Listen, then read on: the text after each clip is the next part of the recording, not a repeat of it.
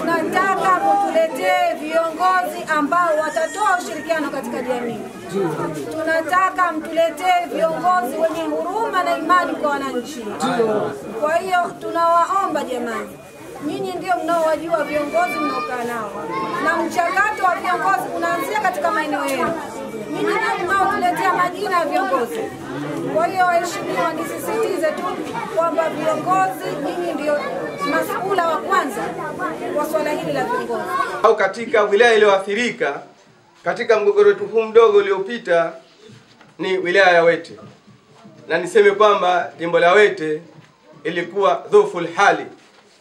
Nikisema dhoful hali, Mheshimiwa Katibu Mkuu unanifahamu.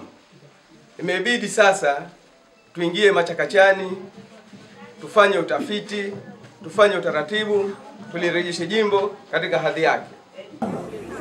Watu wa jimbo la Wimbwi walikuwa na matatizo makubwa, walipigwa, walinyanyaswa, waliwekwa ndani mpaka kutangazwa kwa Bwana Majukumu mwanangu Kombo.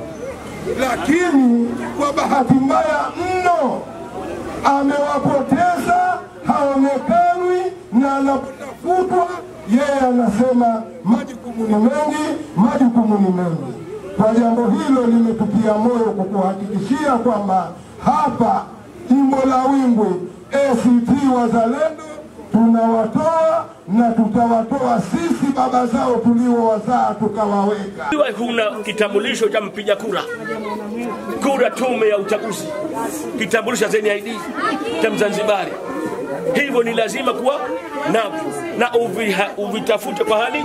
Ukifikia umri wa miaka 18 uhangaike ili haki hiyo uweze